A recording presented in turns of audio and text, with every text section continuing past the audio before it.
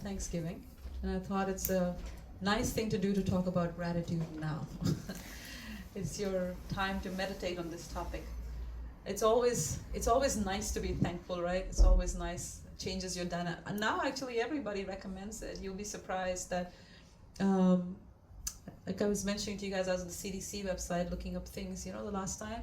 And one of the things for dealing with stress and anxiety is you do some gratitude journaling.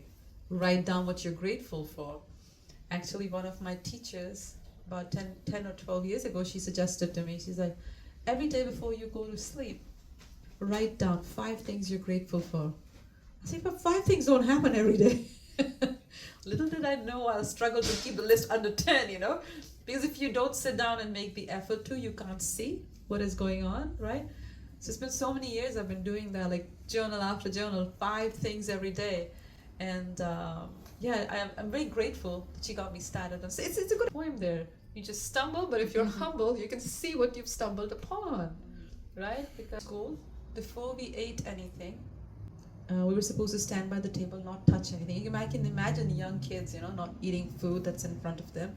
We were supposed to stand, and before we sat down, we were supposed to say this together. Grace, please, for what we're about to receive. You've heard this before? May the Lord make us truly thankful. We were all supposed to say that before we eat. And so it was etched in my mind every day, 3 times a day. Grace, please, for what we are about to receive. And when I was thinking of this class, I just thought about this, for what we are about to receive. And what is it that we are about to receive? And what is it that we think we should receive? And what is it that we are meant to receive? They might be different things. And you might respond differently based on what you're tuned into. And you might receive things differently based on what your attitude is. If you're looking for joy and happiness and like all of those things, and you have an idea of how it's going to come, you may respond very differently than if you're looking for learning and growth. And still, can you see that how we react differently based on where our consciousness is at? In the Updeshamrita, the Nectar of Instruction, Srila Prabhupada says this. He says, the success of a devotee, the success of a person, how far you go in your spiritual life, depends on, guess what? It depends on the attitude of a person. So your attitude determines, your capability doesn't determine how far you go. Your attitude determines it. If you're humble, you can fall and get up. If I know is what you're putting in the front of your head, then the doors to knowledge are closed, because you don't need to know anymore. But only if you come to realize that I don't know, then the doors will open up. Because you won't seek knowledge if you know. You see what I'm saying? And so as we approach gratitude, I want you to think about, like, what is gratitude? Is it an emotion? Is it some kind of superfluous thing that life can go on without it? I'm sure you know some people who might say that, this isn't really necessary. This is all that dramatic stuff. Yeah. I like the word he used. Do you know which one? He said acknowledge. What's the one word hidden within this word? Who can solve this word puzzle? No. Yeah, you guys are smart. Knowledge. In order to acknowledge, what do you need? Knowledge. Acknowledge requires knowledge. And when we don't know what we are getting, when we don't know our condition, we don't know that if you don't have food, you will become hungry, because food's provided every day. You've never known hunger. You've never known thirst, because someone's provided. So you don't know these things. So you don't know knowledge of what goes into providing for those things. Right? So oftentimes I look back and I think about it like, wow, my parents did so much for me.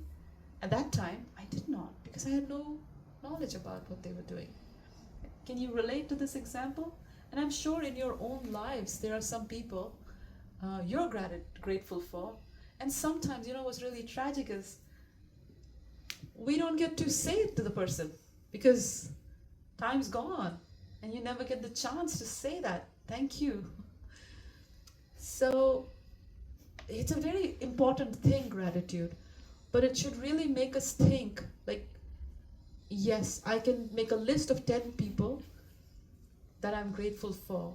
But what about the ones that I don't know are doing something for me? What about the ones that I don't even, what about the problems I don't know I have? Right? And someone's solving it for me and I don't know I have it. It's like a blind spot. Am I making any sense to anybody here? Yeah. So, this is the condition of the living entity. Now, let's look at what's going on in our life. Like I said, in order to be truly grateful, you have to have knowledge, right? So, knowledge of what? Our circumstances. So, you might say, well, our circumstances are pretty good. We're living in the world's most developed country. We have all the basic amenities of life. We have freedom of speech, freedom of religion. These things are very difficult in some places, right? And relatively peaceful. You don't have like bombs dropping. You don't have things like that to deal with. Food supplied. Even if you're hungry, there is some place you can go and get something from the food bank. Something is there, right? So you'd say it's pretty advanced space to be in. But the yoga text will give you a different perspective. The yoga text will explain that the living entity, the soul, the pure soul, is trapped in a situation. You're trapped you're trapped with an identity. The number one thing that is going on with us is misidentification. The pure soul is thinking, I am this body. Don't take it lightly. Just don't take it lightly. It's very hard. I really think I'm Mangal-Arti. I really think that I'm a woman. I really think I'm deeply rooted in the idea that I am from this country, I speak like this is my belief. It's a very deep conditioning. Immediately, if I have to say, I will go towards those who are related to me and related to me by blood or something like that, right? It's natural, isn't it? It's natural. You gravitate towards friends. You divide the world up into those who are yours and those who are not. Isn't it natural? What is this? This is deep-rooted identification with the body. And actually it's called misidentification. And because of this misidentification, we take on a lot of suffering. What is the biggest suffering we take on because of this misidentification of thinking that I'm the body and these are my people? What is the biggest suffering? Death, it's a big one, right? Because we think we're the body, hence we think the death is the end.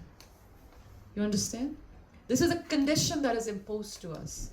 Actually, the living entity, the soul, is eternal. But we have, because of misidentification, I think I am Mangal-Arti. Well, Mangal-Arti has to die one day, right? Everybody else has. But the soul doesn't have to. But I have no contact with the soul. My lifestyle doesn't encourage any contact with the soul. You see the problem? My lifestyle pushes me to make money, pay bills, do, but it doesn't. What spiritual activities are you aware of? And let me tell you, walking in nature, listening to music, calming down, these are not spiritual activities, these are mental activities. They calm the mind, but the soul is different. What spiritual activities we do? Even if we look at the prayers we have, we don't even know how to pray properly. We'll be like, give me this, oh God, please give me that, please give me this. You see? But in the mall, let me go to God, and then God will fulfill it. At best, we pray like that. Of course, Krishna says, Akamo sarva kamo moksha kamo dharati. Whatever you want. If you want nothing, if you want everything, whatever it is you want, you come to me. That is true. It is there. That clause is there that you can come. But is that it? Is that the extent of our gratitude? That give me this, I'm not going to go to the mall, but I'll ask you for it. So I'm just going to throwing some light on the extent of misidentification that's going on with us. What's the second thing that's going on? The second thing that's going on in our life is forgetfulness. We forget everything. Let me give you guys an exercise.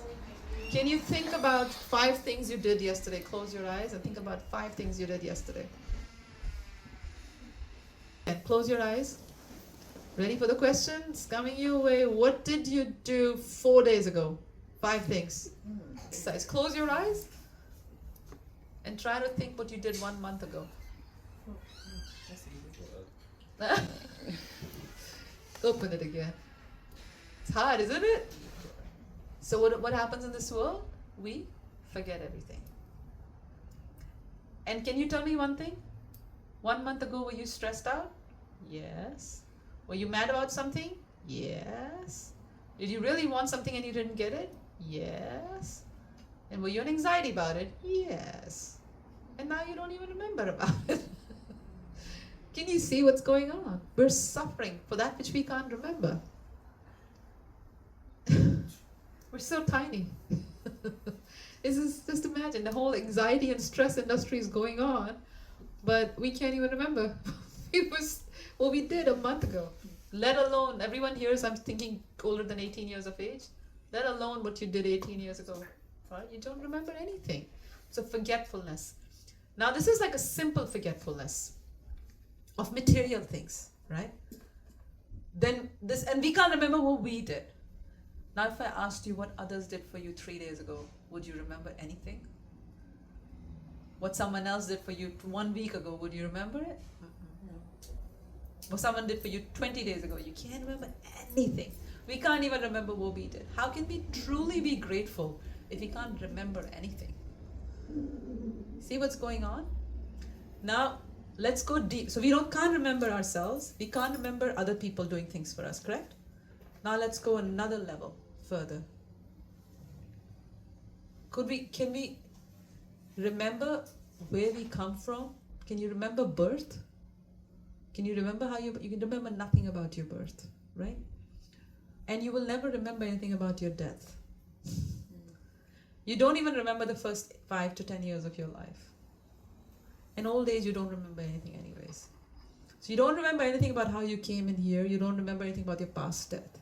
You won't know anything about the future. But in between this, we make life so complicated. And we suffer so much. And then we like to believe that we are free.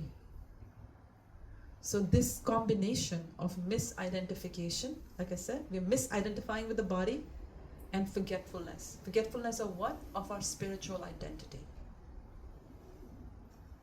Now, I just made you guys do this exercise so you can actually think about the fact that, is it possible that you've forgotten who you truly are? That you're a soul? You're not, you're not from this material world. You're in this material world. Just imagine if someone's lived in a prison their entire life, lifetime after lifetime after lifetime. Right? Didn't know. So could we be living in a situation where we don't know we're trapped? Mm-hmm. And if you don't know you're trapped, who can free you? If you don't know you're trapped, you won't even try to get out. How about that? That's modern slavery for you, right? You don't know you're trapped. You keep working. You're in the prison. The body is called the prison of 9 gates. You're in the prison, but you're not. Your soul's not meant to be trapped in the body. So you're forgetful of. You've been in the prison so long that you've forgotten who you are. Having forgotten who you are, you think your identity is that I'm a prisoner. And this is the world. I'll tell you the story of Dr. Frog. It's a real funny story. I hope you find it funny. Anyways, this Dr. Frog guy was very smart, big philosopher. He would live in a little well. Do you know what a well is? Like, well for water? Mm-hmm. You've seen them? Yeah. So he lived in a little well. It's like a little pond at the bottom of this thing. So he's in there. This is the whole world. One day, somebody went to the ocean, and they went fishing into the ocean. I don't know how they do that, but they did it. And they got a little fish from the ocean, and they put it in the well. Yeah. Now, what happens in a small village when someone new comes in? They're the talk of the town, right? So this fish ran its mouth everywhere. I come from here. I come from the ocean. So this Dr. Frog, who was a smart guy of the town, he was a big philosopher. Everyone went to him for advice, right?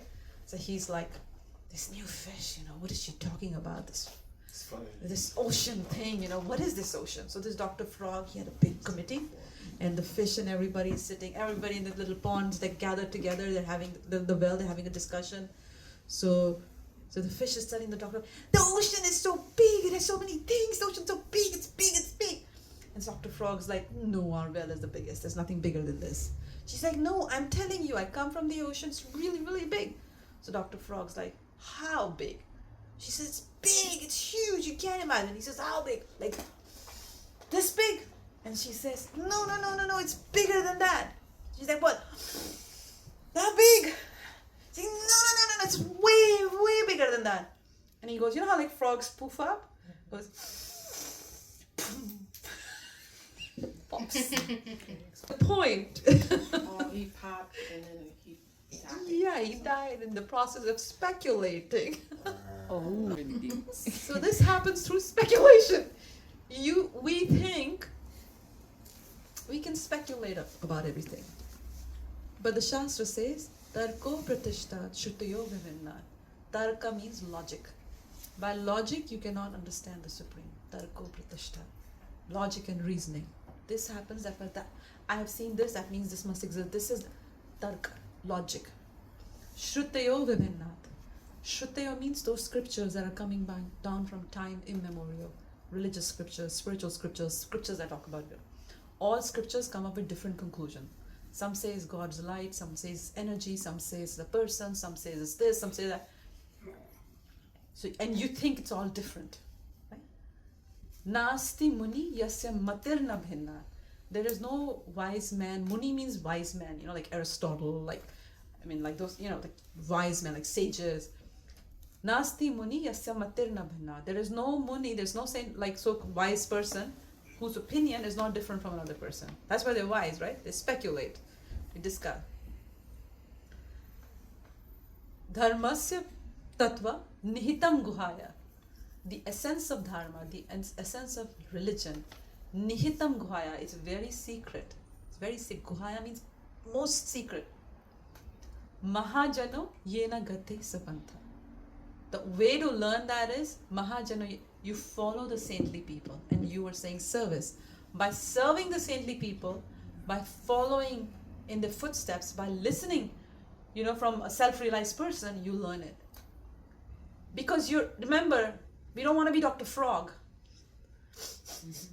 You don't want to be that. And sometimes people question for the heck of questioning, right? Questioning is good. Questioning is very good. But questioning for the heck of questioning, meaning the purpose of my question is to ask a question. The purpose of my question is not to surrender more. I'm not questioning so my heart can open up more and I can do some service. You can ask questions for the heck of questioning, or you can ask questions for inquiry. Inquiry is very good. But what is the nature of inquiry? The nature of inquiry is twofold. Pranipatena, pariprashnena. Pariprashnena means ask humble inquiry. But it is accompanied with pranipatena, surrender. I am asking because I don't know what to do. I want you to teach me because I want to get what you have. You can observe the person, you can see I want to be like this person. That's what happened to me. I was walking down the street, I saw these people, they were chanting, and they looked so damn happy. With everything I had, I knew I didn't have that. So I wanted that. So I went there and I followed. And I was like, no, you tell me what you've got. So I kept coming. So then I started to talk about, the first thing I said was, what's going on? This is called struggle. Struggle for existence. That you have forgotten who you are, and you are, what was the other thing I said? You've forgotten and you're misidentified. So there is a struggle. Now what happens when you struggle? You get frustrated, isn't it? And then what do you want to do? You want to get rid of desire altogether. Because desire is the cause of all problems, right? I want this, I want that, so let me just get rid of all desires. But that doesn't go on very well either. Why? Because we are desire entities. Soul means a bundle of desires. We're desiring entities. Now the desiring entities are entering into a matrix of space. Right? You're entering into a matrix, which is ruled by time. So the free soul, the eternal spirit soul, full of desire, is trying to express that desire in the matrix of matter. Why is this called the realm of matter? Because here the consciousness of matter predominates. All that matters is what you've got in your bank, what you've got in your home, how do you look. It's the consciousness of matter. We judge life by the things we have, and we use people to get the things we want. Instead of using our things to serve the people we want, we use it the other way around. So we're living in the matrix, in the realm of matter, where the consciousness of matter predominates. Can you relate to that? Our primary occupation is our material affairs. Even those who are spiritual, unfortunately, a very rare soul is there who doesn't have the primary occupation of thinking about matter. So remember again, desire entity, think about it, imagine yourself as a little bubble of desire. The pure soul enters into a realm of matter, the matrix of matter. This realm is ruled by time. It is ruled by time and not by you, because time changes everything. Time takes away everything. Kalo asmin, Krishna says in the Bhagavatam, time I am. Everything is going on. The biggest king, the biggest rulers, the ones who even rule the whole planet, they come and go. In the Srimad Bhagavatam, towards the end of it, you will see actually Bhumi, Earth, Mother Earth, personified. She says these prayers and it's so powerful. She says, so many kings have come, and she lists all their names, and these kings are amazing. She says they came and went and they fought these great battles, but I am still here. So time is so powerful, destroys everything. The biggest empire. So whatever you're going to achieve in this life, most probably that you have on your list, is destroyable. That's frustrating.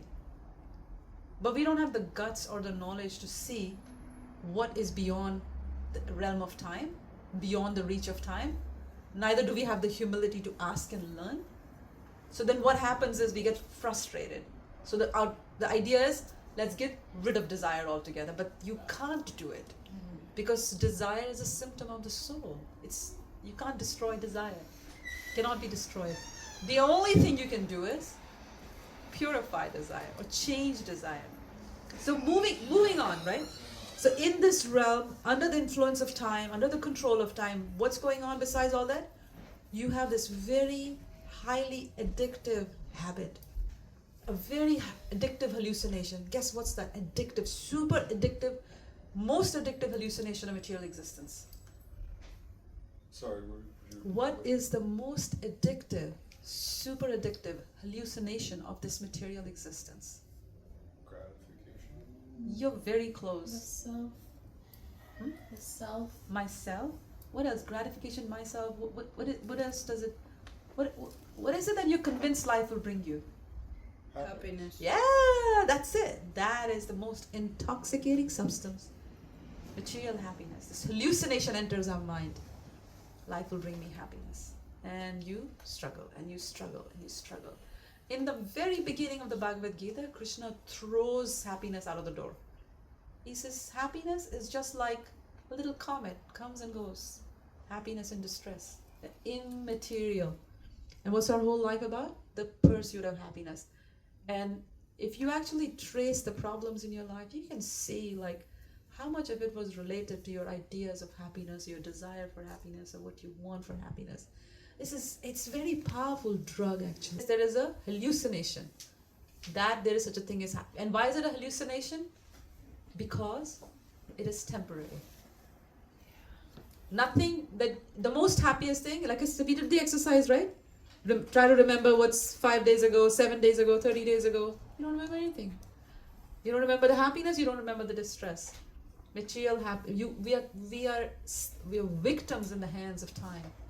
As long as we identify with the body and the mind, we'll be victimized in this way. We have to change that connection with the realm of matter. So, coming to now that I've given that context, let me say that as we go through the struggle of material existence under the highly intoxicating influence of happiness, as we go through the struggle, if someone eases the rails for us, if someone makes life a bit easy, helps us, holds our hand, like when I came here, you helped me carry all this heavy stuff, of course you show gratitude. Of course you say thank you, because you can see that. But is that the maximum extent of our gratitude? Is that the full potential of our gratitude? Or could there be more? Like I gave you the example of me being the little child and not knowing what I'm getting. You know? We are very happy when someone gives us, oh, you won $50 lottery. Oh, great. But if someone says he has a little tough time in life, no, this is not what I want. We're not grateful for that. But those moments might be the moments of your greatest growth. Right? But as soon as the problem comes, you want it to go away. But they might be the moment. So our idea of gratitude, you have to just see, gratitude needs knowledge. Like he said, the masterpiece, he said acknowledgement, right? You need to have knowledge of what you have been given. You need, for you to understand what's most valuable, you need to know what your needs are, who you are. We need to know, the story is to tell you, like we need to know what is the most valuable thing. Without full knowledge of what is most valuable, we will never fully grow our gratitude to the greatest extent. Saying, so born in the darkest of knowledge, ignorance, so you open my eyes to light of knowledge. So these are the eyes to materialize, but we also have eyes of wisdom. And I was giving all these examples that if you don't know, you judge. But if you have knowledge, you don't judge. You actually know and you act. So one who gives you knowledge of the ignorance you are in, the one who makes you aware, this is a person. This is the true man show. You need to get out of it. Oh, I'm in. The one who tells you, how much gratitude would you have for that person? Right? A lot of gratitude. And so this Bhagavad Gita study, we start with this prayer of gratitude. My spiritual master who opened my eyes, how? Through the torchlight of knowledge. Through the torchlight of knowledge, open my eyes of knowledge. Because otherwise, through these eyes, all we see is happiness, happiness, happiness, happiness, happiness, happiness. We're just like zombies, looking for happiness. Although we don't get it, we don't find this happiness, we don't see our ancestors found it, we don't see anything around, but we still keep going. That's why I'm saying it's so intoxicating. So if we really want to be grateful, we have to connect with the source of our existence. We have to figure out who we truly are by it. If we become humble and read, and humble, it takes humility to pick a book with the attitude that I don't know anything about my life and I'm going to read and find out. We like to pick up books like for entertainment maybe, or like to kind of get good conversation material for something, but to approach a book with the idea that I don't know what I'm doing with my life. Let me see what I can learn.